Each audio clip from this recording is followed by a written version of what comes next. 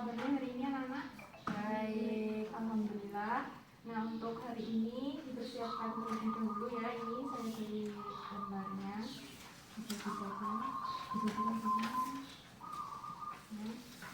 Jadi hari ini nanti kita akan membahas materi pertama di kelas 11 semester pertama, yaitu induksi matematika pada KD 3.1. Itu bisa dibaca ya tadinya. Lalu indikator pencapaian kompetensinya itu ada 3 juga, tujuan pembelajaran pada hari ini. Nah, dari KD, indikator, dan tujuan pembelajaran nanti ada 2 poin penting yang akan kita pelajari. Yang pertama yaitu pada pengertian induksi matematika, dan yang kedua penerapan induksi matematika. Nah, kita lanjut pada poin yang pertama, pengertian induksi matematika. Mungkin sebelumnya anak-anak di sini sudah pernah mendengar apa itu induksi matematika? Atau belum? Oh, kalau belum berarti sekarang sudah dengar ya. Sekarang sudah dengar dan akan mengerti apa itu induksi matematika. Nah, induksi matematika itu merupakan pembuktian deduktif yang digunakan untuk membuktikan suatu pernyataan benar atau salah. Jadi pada pembuktian matematika itu ada 2 hal penting. Yang pertama, bisa dilihat pada materinya itu ya, suatu pernyataan bernilai benar jika pernyataan tersebut bernilai benar untuk semua anggota ruang pembicaraan. Maksudnya gimana? Maksudnya itu kita bisa mengkaitkan dengan permainan domino. Tahu domino? Saat kecil, masih anak-anak masih kecil itu tidak pernah main domino. Domino itu bentuknya balok, tapi dia pepes gitu loh. Tahu dadu? Nek dadu kan kubus, ya kalau kubus ada mata dadunya. Nek domino itu dia balok tapi pepes gitu. Jadi kayak meja tapi tipis gitu. Wes, kalau nggak tahu domino biasanya itu prakteknya pakai kartu remi. Nah, biasanya itu kartu remi dijual-jual toh, dijual berdiri gitu sampai sejauh mana. Nah, saat percobaan yang pertama atau kartu pertama, domino pertama dijatuhkan, maka domino selanjutnya kan jatuh loh semua sampai akhir. Nah, itu maka dinyatakan bahwa pernyataan itu benar-benar. Terus yang kedua, untuk membuktikan suatu pernyataan bernilai salah, cukup temukan satu sampel yang menyatakan pernyataan itu salah. Kita balik lagi pada domino tadi. Kalau yang pertama tadi kan percobaan yang pertama dijatuhkan, dia jatuh semua sampai percobaan yang terakhir. Nah, kalau yang kedua ini bisa di tengah-tengah atau di akhir mendekati yang domino terakhir, itu dia berhenti, tidak jatuh.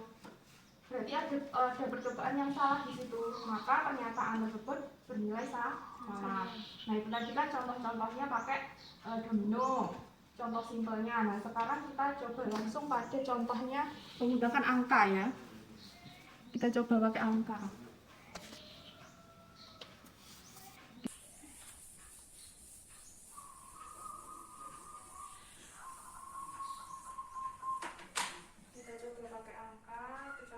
Buktikan bahwa 1 ditambah 2 ditambah 3 ditambah dan seterusnya ditambah n sama dengan n kuadrat. Nah, ini disuruh buktikan. Nah, kita misalkan caranya kita gunakan pemisalan. Misalnya misal pn itu sebagai pernyataan ya, sebagai pernyataan ini 1 ditambah dan seterusnya ditambah n sama dengan n kuadrat. Nah, setelah itu kita coba pada n-nya itu 1. Kita substitusikan. Jika n-nya 1 maka berarti kan kita membuktikan ini toh, membuktikan pernyataan 1 ditambah 2 ditambah 3 ditambah dan seterusnya ditambah n sama dengan n kuadrat. Apakah nanti nilai dari ruas kiri itu sama dengan ruas kanan? Jadi kita membuktikan itu. Nah, karena ini tadi kita ganti dengan 1, maka penjumlahannya yang 1 saja, yang di ruas kiri jadi 1. Terus yang di ruas kanan kan n toh, ini jadi 1. Terus yang ruas kanan n kuadrat berarti 1 kuadrat sama dengan 1. Berarti pernyataan ini benar. Nah, terus apakah sudah Bu? Cuma satu percobaan saja dikatakan bahwa pernyataan ini benar? Tidak, dibuktikan lagi. Kita coba yang P2. Kita masukkan lagi, berarti penjumlahannya 2 di sini. 1 ditambah 2. Untuk ruas kanannya N kuadrat, N-nya 2, berarti 2 kuadrat. Hasilnya ini berapa ruas kiri? Ruas kiri 1 tambah 2 3. Ruas kanannya 3 sama. Berarti ini salah. Ya. Berarti dapat disimpulkan pernyataan 1 ditambah 2 ditambah 3 ditambah dan seterusnya ditambah N sama dengan N kuadrat itu tidak valid atau salah, karena ada satu percobaan yang bernilai salah. Ya, jadi pernyataan itu dikatakan bernilai benar jika semua percobaan itu bernilai benar, seperti itu. Ya. Terus langsung pertanyaannya gini, kalau misalnya Bu, P1 benar, P2 benar, P3 benar, P4 benar, sampai P berapa kita membuktikan untuk menyatakan bahwa pernyataan itu benar? Sampai berapa? Bahkan ada yang tahu? Nah, jadi gunanya induksi matematika itu, kita bisa menggunakan induksi matematika untuk membuktikan suatu pernyataan benar atau salahnya tanpa harus membuktikan dengan panjang pembuktian sampai P50 misalnya. Tidak harus. Jadi kita bisa menggunakan induksi matematika dengan kita memahami prinsip dari induksi matematika itu sendiri. Ya, kita lanjut ke prinsip induksi matematika. Misalkan Pn merupakan suatu pernyataan bilangan asli, pernyataan Pn benar jika memenuhi langkah berikut. Yang pertama, buktikan Pn benar untuk n-1. Jadi langkah yang pertama dalam pembuktiannya induksi matematika itu buktikan dulu bahwa pernyataan itu benar untuk n sama dengan 1. Jadi disubstitusikan, n-nya disubstitusikan menjadi 1. Seperti itu. Itu langkah disebut dengan langkah dasar. Setelah langkah yang pertama itu bernilai benar, maka dilanjutkan pada langkah yang kedua, yaitu mengasumsikan bahwa Pn benar untuk n sama dengan k. Nah, kalau sudah diasumsikan bahwa n sama dengan k itu bernilai benar, maka lalu dibuktikan bahwa Pn benar untuk n sama dengan k plus 1. Itu disebut dengan langkah induksi. Nah, jika kedua langkahnya itu sudah dicoba dan ternyata kedua-duanya benar, maka pernyataan itu dinyatakan benar untuk semua bilangan asli. Nah, biar nggak bingung, kita langsung coba pada penerapan ya. Kita langsung coba ada penerapan induksi matematika. Ini tak hapus ya? Iya.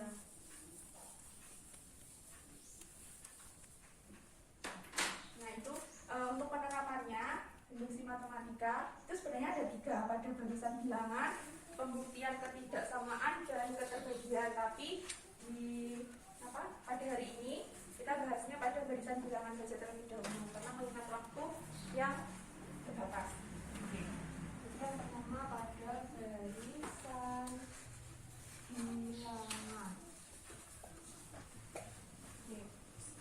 Buktikan bahwa 2 ditambah 4 ditambah dan seterusnya ditambah sama dengan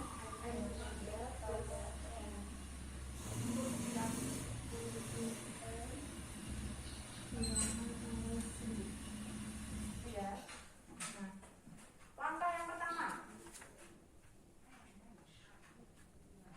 yang pertama tadi apa? Kita membuktikan Pn benar untuk n sama dengan 1. Nah, ini kita ambil ini ya, kita substitusikan. Berarti 2 kali 1 toh. Terus n kuadrat 1 kuadrat ditambah 1. 2 kali 1 kuadrat 1 tambah 1 2. Jadi jawabannya ini bernilai benar karena ruas kanan dan ruas kiri hasilnya sama. Terus langsung langkah kedua, karena langkah pertama bernilai benar, maka dilanjut pada langkah yang kedua. Diasumsikan bahwa n itu sama dengan k, bernilai benar. Berarti disubstitusikan 2 ditambah 4 ditambah 6 ditambah 2k sama dengan k kuadrat, berarti n-nya ini kan ini 2n, n-nya sama dengan k, berarti n-nya ini diganti k toh. Terus ini n kuadrat k kuadrat ditambah n berarti k. Nah, terus setelah itu karena diasumsikan Pn benar untuk n sama dengan k, maka akan dibuktikan Pn juga akan benar untuk n sama dengan k plus 1. Ya, oke. Setelah itu kita substitusikan lagi 2 ditambah 4 ditambah 6 ditambah dan seterusnya ditambah 2k ditambah 2 k nya substitusikan, k ini tadi kan n nya sama dengan k plus 1, berarti n nya kita diganti k plus 1 sama dengan n kuadrat, n nya jadi k plus 1 ditambah itu. Terus dikerjakan karena ini bentuk yang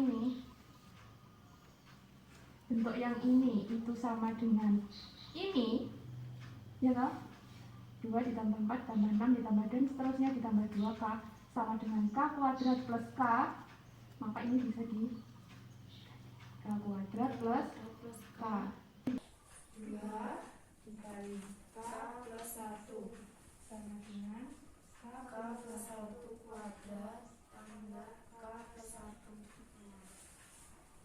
Terus sekarang dijabarkan k kuadratnya tetap tambah k tambah 2k tambah 2. Terus ini jabarkan kuadrat tambah 2k tambah 1 tambah k tambah 1. Ini ya. Jadi k kuadrat tambah k tambah 3k tambah 2 sama dengan k kuadrat tambah 3k tambah 2. Berarti karena ruas kiri dan ruas kanan hasilnya sama, maka ya. Jadi dapat disimpulkan bahwa pernyataan ini benar. Sudah tidak ada yang ditanyakan? Beneran? Nah, kalau tidak ada yang ditanyakan, itu ada 5 soal. Coba dikerjakan. Nanti coba dikerjakan nomor 1 maju ke depan saja. Nomor 1 saja. Ya, silahkan dikerjakan. Bisa dikerjakan. Nah, kasih waktu 5 menit ya.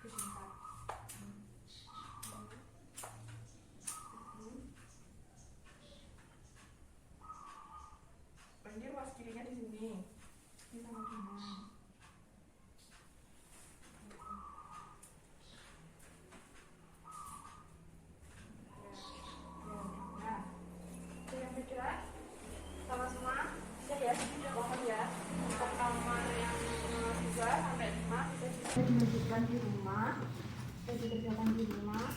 Nanti pada pertemuan yang akan datang kita bahas dan kita lanjutkan pada pembuktian yang ketaksamaan dan keterbagian pada bilangan. Oke, sekian materi pada hari ini.